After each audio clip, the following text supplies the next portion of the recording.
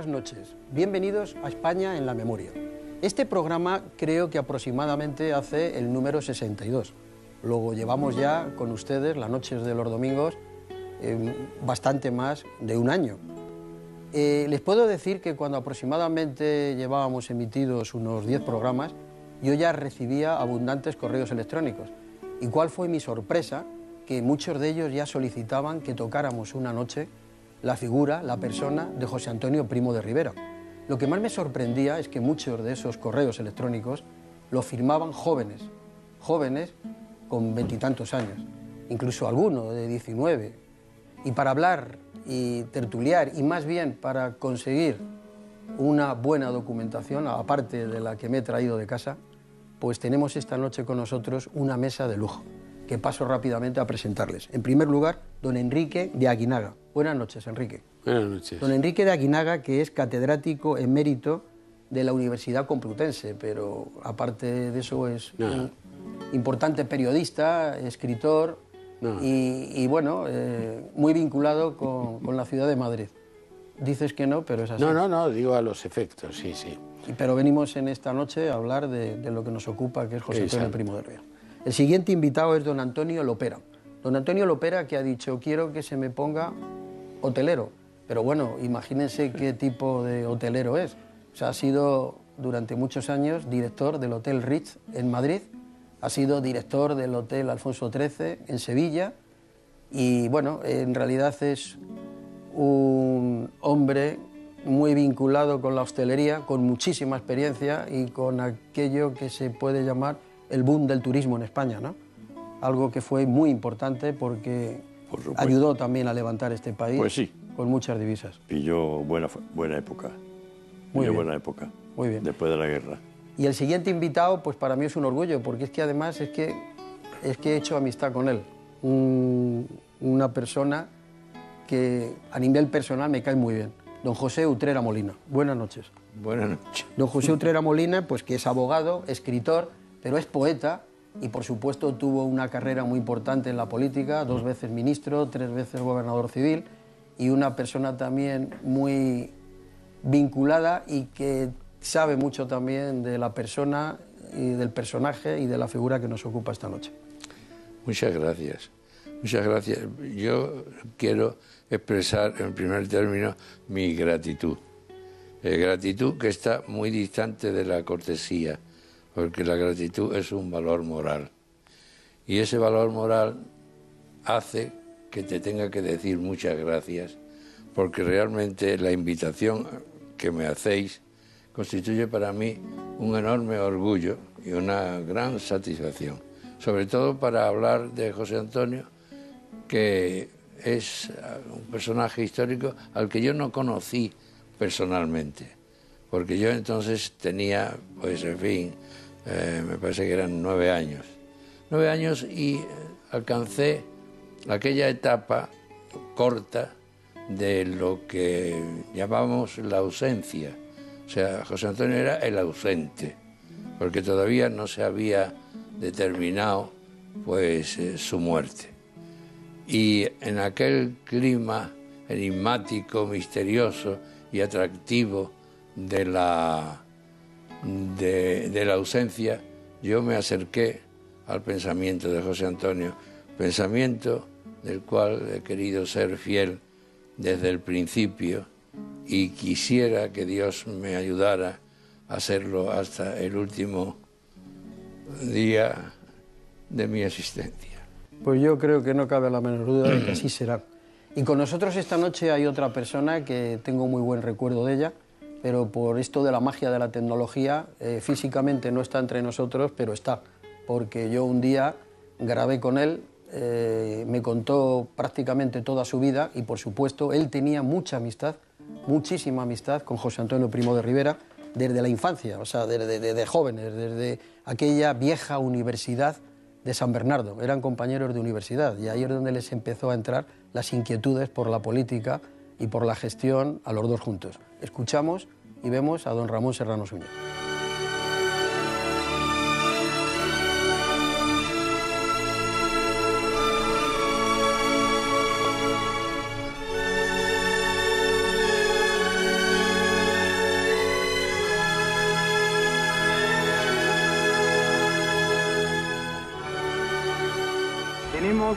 Una fe resuelta es que están vivas todas las fuentes genuinas de España. España ha venido a menos por una triple división: por la división engendrada por los separatismos locales, por la división engendrada entre los partidos y por la división engendrada por la lucha de clases.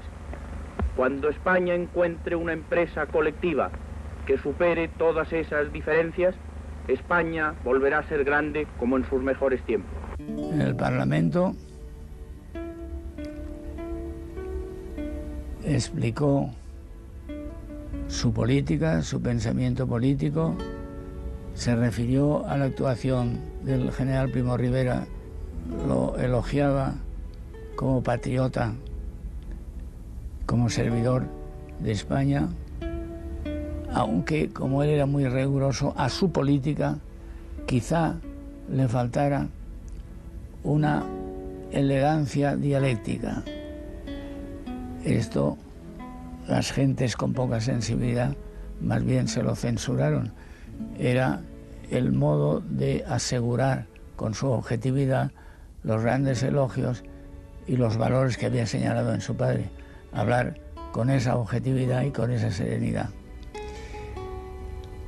Y un día, ya entristecido al ver lo que era la lucha política en este país, al referirse a su padre una vez más, dijo: mi padre padeció el drama que España reserva a sus grandes hombres. El drama de que los que le quisieron no le comprendieron y los que podían comprenderle no le quisieron. Y yo, como resumen de sus luchas, de su actividad política tan pura y elevada hasta los últimos minutos de su vida, antes del fusilamiento en Alicante, yo pienso que lo que él dijo de su padre se podía aplicar también a él. Que los que le quisieron no estaban los más en condiciones de entenderle. Y los que podían haberle entendido no le quisieron. Ese drama que España reserva a sus grandes hombres.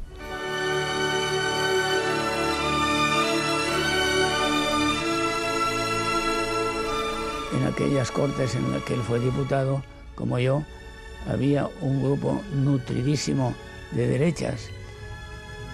Y ese grupo, lo natural, es que él le hubiera ayudado a José Antonio en la lucha. No, nunca. Y él decía amarga y proféticamente: estos que debieran ayudarme, no me ayuda hoy ninguno, pero son los que mañana se aprovecharán de mi sacrificio. Fue profético, como he dicho. Initié en Espagne n'est pas une copie d'aucun mouvement étranger. Il a appris du fascisme italien ce que le fascisme a, dignité,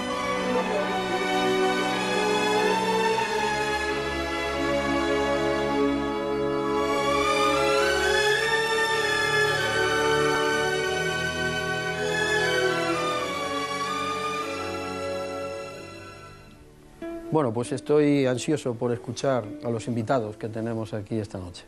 Seguir escuchándoles, mejor dicho. Don Enrique. Bueno, lo que hay que decir es que una personalidad de tanta intensidad y de tanta, digamos, profundidad como la de José Antonio no se puede, digamos, introducir en un programa. Y yo por eso lo que me propongo, si me lo admites, es hacer 5 afirmaciones. Cada una de ellas puede ser de 1 minuto, de manera que pues venga, me pido 5 minutos. La primera afirmación es que José Antonio existe. Y que la prueba de que existe es que estamos aquí, los que estamos, a los 73 años de su muerte. y que hay muchos signos evidentes de su existencia, de su fe de vida. Podría hacer una larga enumeración, pero voy a elegir simplemente 3. Una tesis doctoral en la Universidad Maximiliano de Múnich, Alemania, de Franz Peter Gaines. Un libro en la Universidad de Navarra de Mercedes Peñalba, licenciada en Historia y que tiene 26 años y que por lo tanto no se puede sentir contagiada por nada. Un catedrático de Derecho Procesal en la Universidad de Sevilla que está estudiando jurídicamente el proceso de José Antonio. En el libro de Paine que se acaba de publicar ahora, en la 3ª edición en este mismo año, que se llama España, una historia única y que viene a ser una síntesis de toda la historia de España, desde los visigodos hasta Rodríguez Zapatero, en este libro de 400 páginas, Paine dedica monográficamente 22 a José Antonio. Este dato permite considerar graciosamente, digo graciosamente, que para el historiador Paine, indiscutible, José Antonio es el 5% de toda la historia de España. Sí, sí. Esta es mi primera afirmación. Si me permites, yo añado a todo eso que tú has ido enumerando los más de 200 correos electrónicos que yo llevo recibiendo y de muchos jóvenes solicitando un programa sobre José Antonio Primo de Rivera. Ya digo que son multitud de pasamos la palabra muy breve y luego seguimos con más piezas, por favor. Bueno, don Antonio. Yo vengo a este programa porque, debido a mi edad, pues conocí a José Antonio y puedo contar cosas. Vive. Claro, José Antonio ahora parece ser que está pegado, pero hasta ahora ha sido un poco un desconocido de mucha gente. Lo que pasa es que, claro, como tantos escritores a la violeta que hay ahora, o escribanos, lo que sea, como con la gastronomía, dicen de todo, y en fin. Bueno. Yo conocí a José Antonio el marzo del 35, que vino a Córdoba a dar un meeting. Una foto hay por ahí de esa concentración, de esa tal. Y yo tenía 16 años. Me riñó porque se me ocurrió hablarle de usted. Me dice, hombre, chico, entre nosotros no hay barrera. Digo, dice, camarada, no se le habla de usted. Bien, bueno, este hombre tenía una personalidad, tenía un atractivo, un encanto, no sé cómo se le quiera llamar. No era una persona normal. Esa es la foto a la que hacía referencia, ¿verdad? Sí. Sí. Mira, pues allí está a la derecha uno con un mono, que es el lavacoches. Él fue a Córdoba y después de allí se fue a Fuente Palmera, llevaba un estándar 8, cochecito inglés. Y aquel del mono era el lavacoches del garaje donde guardaba el coche. Comunista. Y se fue con él de guardaespaldas. Sería persuasivo. Y luego el carné que tienes en la mesa es el carné que está firmado por él. Este carné está firmado por él, sí. Este carné está firmado por él. Sí, sí. Justo que le estamos viendo ahora mismo ahí. Eres tú de joven. Hombre, con 15 años que tenía. Y estamos viendo la fecha, muy parecido, el año 34. Sí. Y además, en aquella falange, mira, abajo es la firma de Santos a la derecha. Sí, sí. En aquella falange, entonces, no había más que estudiantes y obreros. Muy Luego bien. ya hubo de todo. ¿Os parece? Vamos a dejar a don José Utrera también otro ratito porque vamos a ir a otra pieza y luego vamos repartiendo. Ok.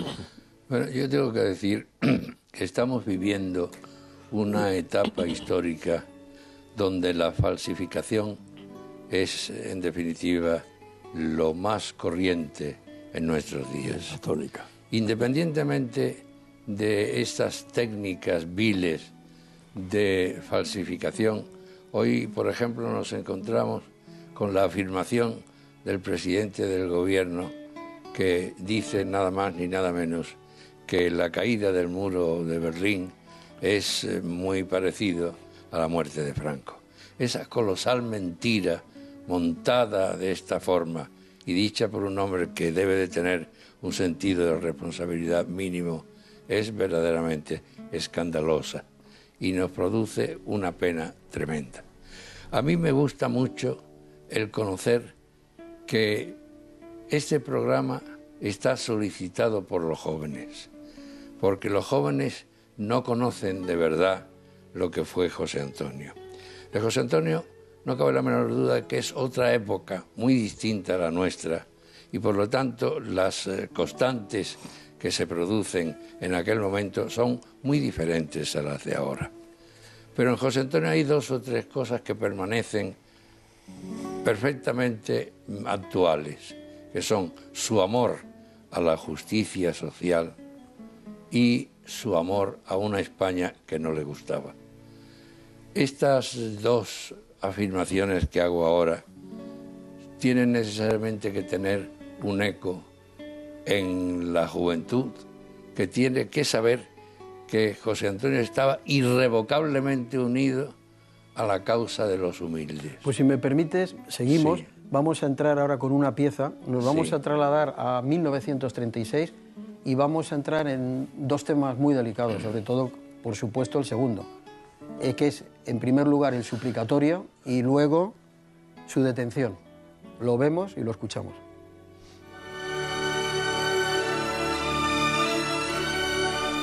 Una vez la policía descubrió que José Antonio en su casa tenía unas armas. Efectivamente, tenía alguna arma útil y moderna que bien la necesitaba para defenderse en aquel ambiente de violencia que había ya cuando la República. Entonces es un momento muy delicado. Yo me opuse al suplicatorio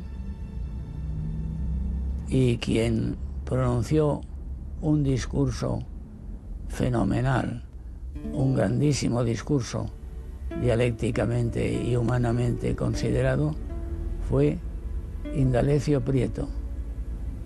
Es verdad que manteniendo la tesis de que por esto no se podía procesar a José Antonio Primo de Rivera, si esa tesis triunfaba, a un compañero suyo de minoría, un joven socialista que estaba también en el caso de que iba a ser procesado por tenencia de armas, él, Prieto, que era un hombre muy inteligente, aprovechó la oportunidad de las circunstancias de que en relación con un adversario político como era José Antonio, mantener allí la improcedencia de que las Cortes concedían el suplicatorio. De esta manera también la misma doctrina tendría que aplicarse en su día al compañero que iba a ser procesado. Como fuera, el hecho es que pronunció un discurso extraordinario, con una fuerza dialéctica y lógica extraordinaria. Lo he escrito y lo repito con pesadumbre, con un poco de vergüenza. Llegada la votación, primero se discute. Nosotros entendíamos que el suplicatorio no procedía, que no se podía dar autorización al Poder Judicial para que procediera contra este diputado. Se discute, otros son partidarios de que se conceda el suplicatorio, hay la discusión y luego hay la votación.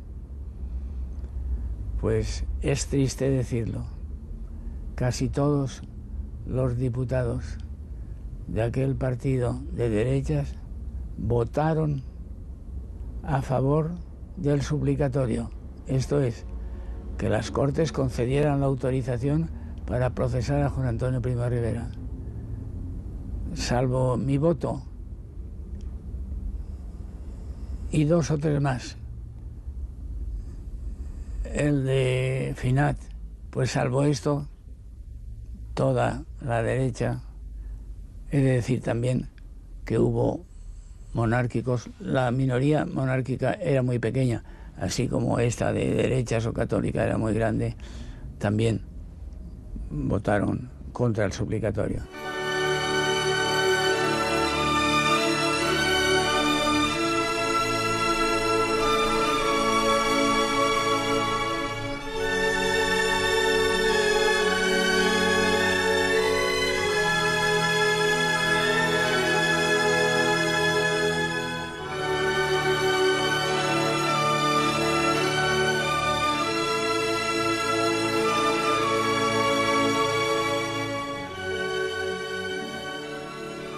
Vamos a ver, creo que este programa es el que tengo más dificultad para moderar y distribuir los tiempos. Muy breve, Don José Utrera Yo Molina. tuve una amistad íntima, sobre todo en los 3 últimos años de su vida, con Raimundo Fernández Cuesta, que fue un colaborador íntimo y directo que José Antonio tuvo. Y entonces, en relación con Indalecio Prieto, me contó lo siguiente. Cuando él fue ya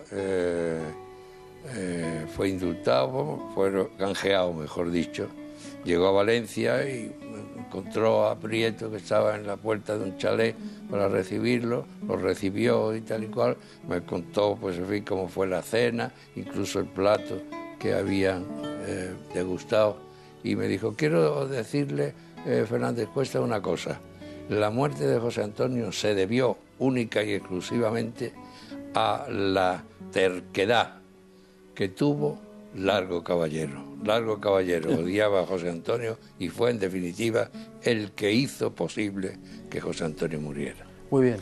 Don Enrique de Aguilar. Sí, José Antonio existe, por lo menos para mí, como arquetipo. Es decir, que ya tenemos a estas alturas que desprendernos de todas las circunstancias y de todas las adherencias y de todos, digamos, los contextos.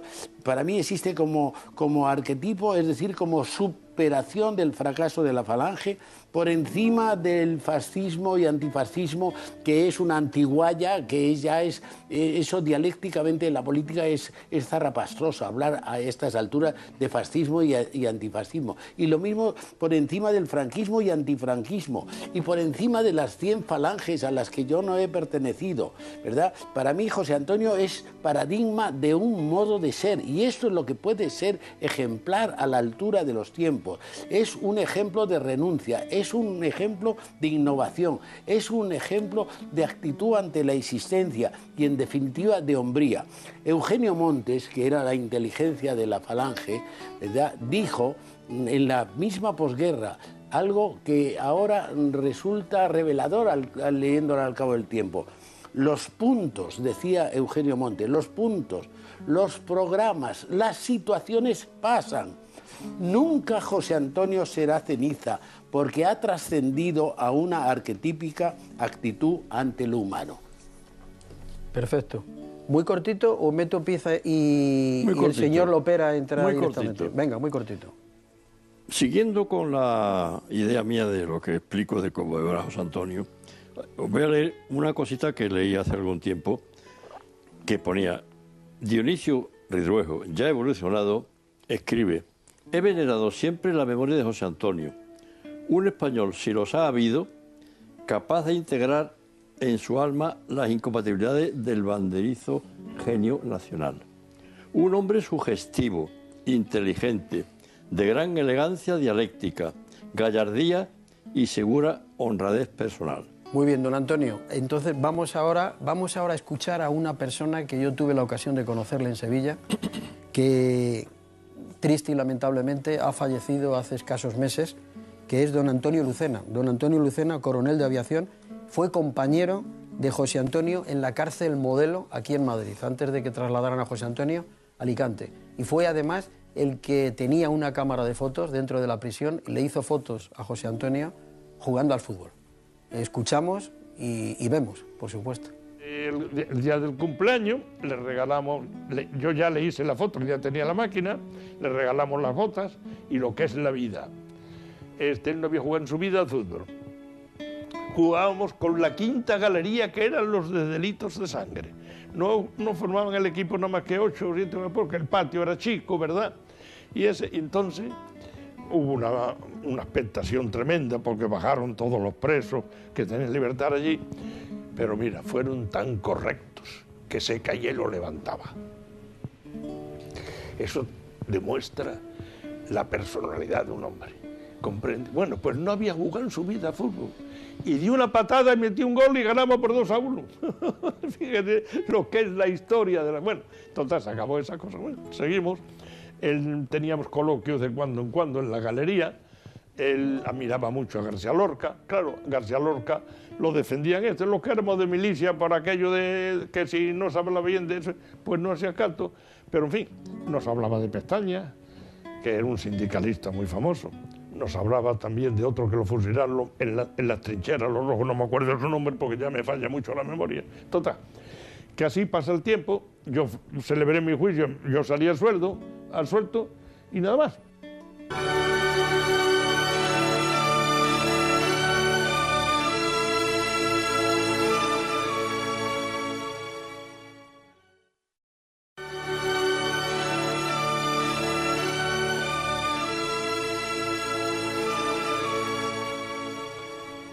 Seguimos con la segunda parte de España en la memoria, esta noche dedicada a José Antonio Primo de Rivera. Aquí en la mesa están conmigo esta noche don Enrique de Aguinaga, don Antonio Lopera y don José Utrera Molina. Pero también hay muchas más personas que yo tuve en un momento determinado ocasión de poder conocer y poder entrevistar. Lo vemos y lo escuchamos.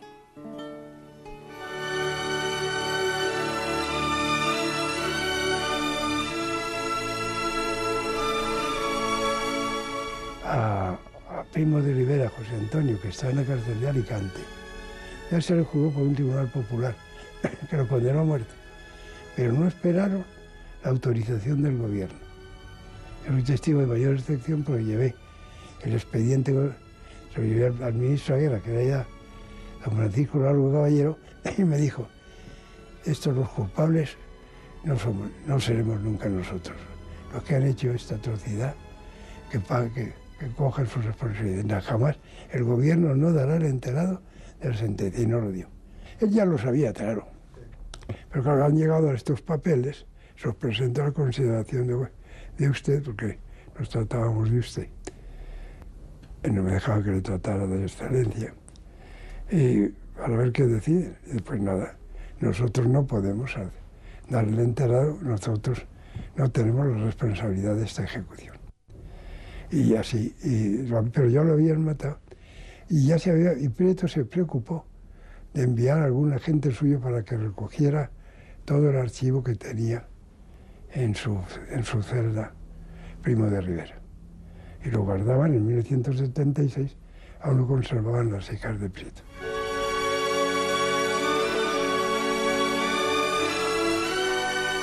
Porque ahí empieza lo inauténtico. Empieza el oportunismo político. Gentes que a lo mejor hubieran pedido que le fusilaran, entonces había que aclamarle. Como José Antonio muerto ya no era ningún peligro para nadie y podía ser un motivo de adorno. Y eso. Prieto dijo un día en sus filas que el fusilamiento de José Antonio fue un gran error, porque José Antonio para ellos hubiera valido mucho más vivo que muerto. Con lo cual tenía razón, evidentemente.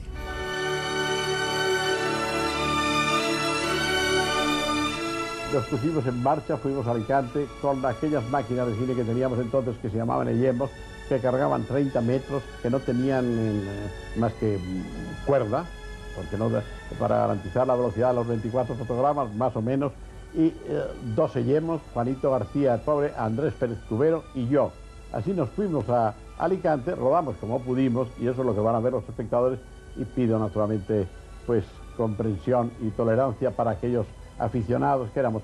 De todas maneras, claro, hay cosas muy emocionantes, creo, porque aquel traslado se hizo, como todo el mundo sabe, andando. Salían las gentes, las veíamos venir por el campo a veces, gente del pueblo, que venían a ver pasar aquel entierro y se santiguaban arrodilladas en la cuneta. Era entrañable también cuando llegaba el cadáver a algunos pueblos de noche, donde José Antonio pernoctaba en algunas iglesias, y el cadáver ocupaba aquellos hoteles eclesiásticos, por decirlo así, y era emocionante. Yo me lamentaba no tener luces ni medios cinematográficos para hacer aquella recepción que en las iglesias se le hacía, todos los curas de la diócesis o de la comarca, mejor dicho, revestidos con sus capas, la iglesia encendida, el órgano tocando, las gentes de allá cantando y recibiendo a José Antonio. Era emocionantísimo. De eso no pude hacer nada porque no tenía medios cinematográficos.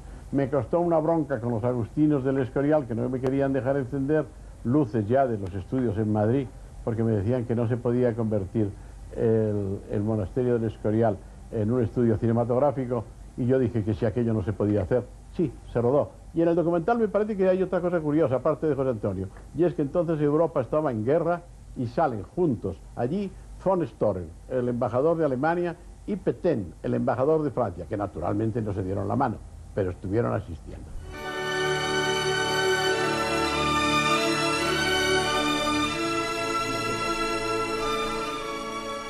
Muy rápido, don Enrique de Aguinaga. Mi tercera afirmación es que José Antonio hoy es tabú, es decir, está prohibido, está proscrito, está condenado, está tergiversado, es un desconocido. Podría aportar 1000 pruebas, ¿verdad? Desde la Universidad Complutense, Televisión Española, cosas sangrantes. Y esto es una realidad. En fin, la propia editorial Planeta dice: José Antonio, una de las figuras de nuestra reciente historia más interesantes y menos estudiadas. No se sabe. José Antonio hoy es el gran desconocido. Y mi cuarta afirmación, para ganar tiempo, es que José Antonio es el español de la conciliación. Voy a decir 4 cosas. La primera, propone de un modo deslumbrante la conciliación entre la izquierda y la derecha. Esto es ya para una tesis doctoral. Iniciada la guerra civil, propone formalmente el cese de hostilidades, ofreciéndose como mediador y planteando un gobierno de pacificación. No quiero entrar en detalles porque en la historia está. Tiene el gesto estelar, tan documentado como poco conocido, de abrazar fraternalmente al presidente del tribunal que le acaba de condenar a muerte. Sobre esto podríamos hablar largamente. Y ha dejado para siempre la invocación final de su admirable testamento, que dice: ojalá fuera la mía la última sangre española que se vertiera en discordias civiles. Me queda un minuto para luego. Para luego. Don Antonio Lopera, un picotazo me ha propuesto. Un picotazo. Acaban ustedes de ver en el programa que hicieron un registro en casa de José Antonio y encontraron una pistola. Y se habla del diálogo de las pistolas y todo eso. Bueno, detrás del bar de Perico Chicote, en la calle de la Reina, existía el Coq, que era un bar recoleto donde se reunía José Antonio con los amigos. Bueno, había varias tertulias, ¿no? Y un día, saliendo del Coq, en su cochecito, en su estándar 8, que tenía la bandera inglesa en el morro, lo esperaban en la esquina 2, uno por cada lado, y se liaron a tiros con él. Como José Antonio tenía lo que hay que tener, no aceleró. Se bajó del coche y se dio a tiro con estos tíos. He terminado. Muy bien. Y ahora don José Utrera Molina. Era un intelectual, era un poeta, y además creo que él admiraba a García Lorca. Bueno, es lógico que lo admirara. José Antonio era un intelectual, pero un intelectual de fondo. Es decir, él distinguía entre las clases de intelectuales y algunas veces decía: este no puede ser intelectual porque no ha pasado fecundante por su frente la brisa de la primavera de Atenas. José Antonio era un intelectual, pero estoy muy de acuerdo con lo que ha dicho Aguinaga, de que era un arquetipo que además tuvo la virtud de llevar a la política algo que no había llevado nadie, que era el aliento poético. José Antonio no solamente era un poeta de verdad, sino que llevó a su doctrina un aliento, un acento de carácter político, de carácter poético, que verdaderamente resulta hoy prácticamente muy difícil de entender. Hubo un sacerdote que se llamó don Félix García, que fue columnista de ABC, que habló de José Antonio como de la poética del sacrificio. La poética del sacrificio lo tiene José Antonio no solamente en su vida, sino fundamentalmente en su muerte. En su muerte, que hay un pasaje que a mí me resulta verdaderamente pavoroso, y es cuando él dice, en una de sus cartas, dice: a mí me gustaría morir no describiendo en el aire una macabra pirueta, me gustaría morir en casa y cama propia, rodeado de caras conocidas, es decir, muy cerca del aroma de la muerte tradicional.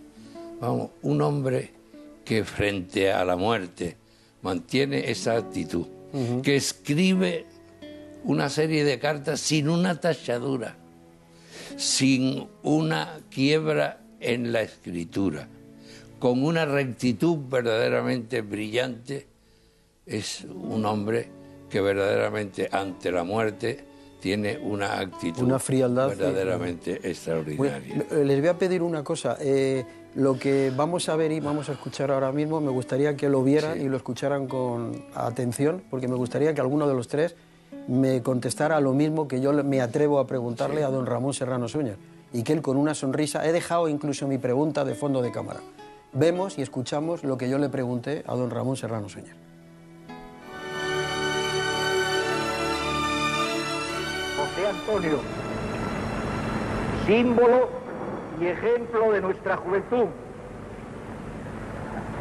en los momentos que te unes a la tierra que tanto amaste, cuando en el horizonte de España alborea el bello resurgir que tú soñaras, repetiré tus palabras ante el primer caído. Que Dios te dé el eterno descanso y a nosotros nos lo niegue hasta que hayamos sabido ganar para España la cosecha que siembra tu muerte. José Antonio Primo de Rivera.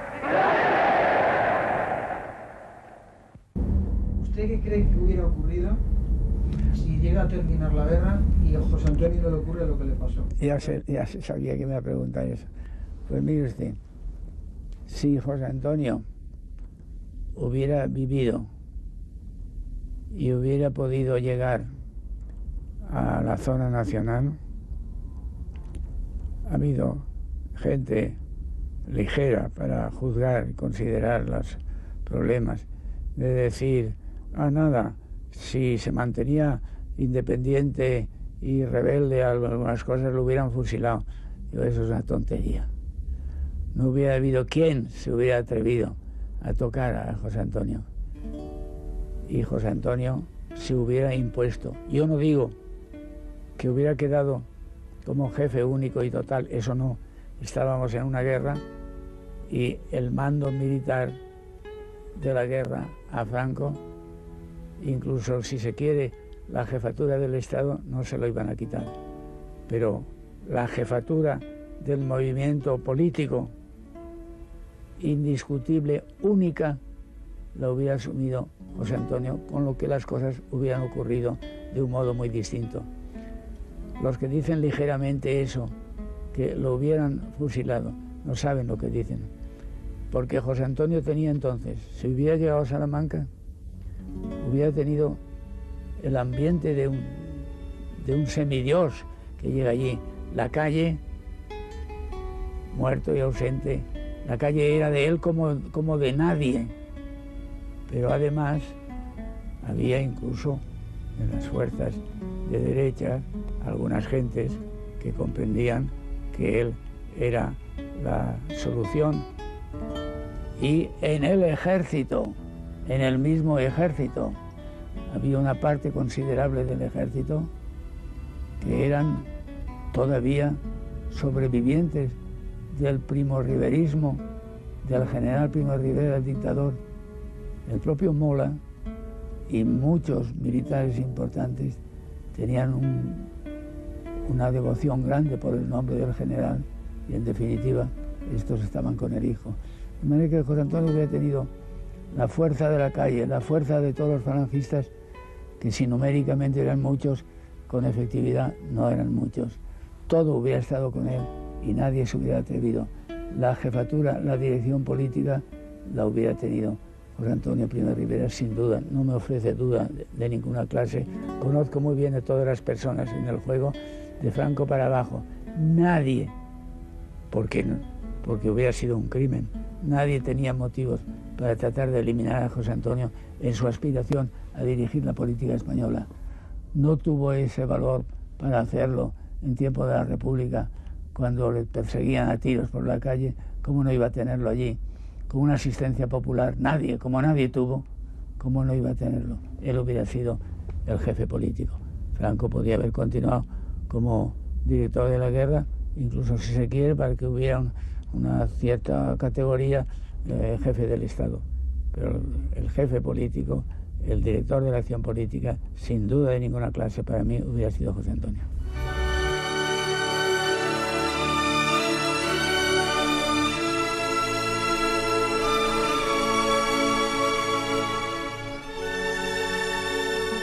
Bueno, la verdad es que yo me lo estoy pasando muy bien porque los invitados van cronometrando el tiempo que tenemos. Don Enrique de Aguinaga. Mi último telegrama urgente es que José Antonio hoy está en Plataforma 2003. ¿Y qué es Plataforma 2003? Paine, en su libro de este último que cité, de la historia única de España, dice Paine: la manifestación más espectacular de fervor a José Antonio es la efusión de actividades y nuevas publicaciones propiciadas por Plataforma 2003, una asociación fundada por admiradores de José Antonio para conmemorar su nacimiento, sufragada por ellos mismos. Esto es lo que dice Paine. Plataforma 2003 es una asociación cívico-cultural independiente que se propone la restitución histórica de José Antonio, vida, pensamiento y obra, al patrimonio común de los españoles. Y todo ello en un ambiente, en un ámbito estrictamente cultural, mediante fundamentalmente la publicación. La gran hazaña de Plataforma 2003 son las obras completas de José Antonio, que son unas obras completas absolutamente revisadas palabra por palabra, recopilando todos los documentos, que supera todo lo que se había hecho hasta el presente y que ahí se pueden ver. Plataforma 2003 tiene una página web que es plataforma2003.org, que ya este año, porque este es otro aspecto de la cuestión muy interesante, muy rápido, este año ha recibido ya más de 900.000 visitas, de modo que al acabar el año, ¿verdad?, la plataforma habrá recibido ya 1 millón de visitas en el año 2009. Quiero decir que la persona que es el eje de Plataforma 2003 es Jaime Suárez, que es un hombre que está dedicando su vida a esta empresa y que ha dado una conferencia en Ferrol recientemente, José Antonio y las dos Españas, que merecía ser leída. Muy bien, don Enrique. Por todos los jóvenes. Muy bien. Don Antonio Lopera, ¿cómo se compone el Carasol? Creo que fue en la Gran Vía madrileña. Sí, exactamente. Existía ya la música del maestro Tellería y José Antonio, pues, había encargado la letra precisamente a Alfaro, que en aquella época era algo así como el poeta oficial de la Falange. El poeta no paría y a José Antonio se le ocurrió la solución. Encerró a la pléyade poética falangista en un salón de Orcompón, una cafetería que estaba en la Gran Vía, muy ligada a la historia de la Falange. Les dio de cenar, cosa que no se debe hacer con los poetas cuando se quiere que escriban. Pero que en aquella ocasión resultó bien, quizás porque Agustín Aznar, hombre robusto y expeditivo, quedó guardando la puerta para que no se escapara ningún lírico. Quedaron reunidos el propio José Antonio, autor de muchos versos del himno, José María Alfaro, que hizo de amanuense, Agustín de Foxá, Luis Bolarque, Pedro Mural Miserena y Dionisio Ridruejo. Cuenta Ridruejo que Alfaro fumaba constantemente y que era quien tomaba nota de lo que se iba ocurriendo a cada uno. Alfaro dijo lo de que volverá a reír la primavera y Murlane lo completó con el que por cielo, tierra y mar se espera. Y el propio Alfaro remató las estrofas del himno: arriba escuadra a vencer, que en España empieza a amanecer. Don Antonio, que ya nos hemos pasado mucho. Pues que esto era así.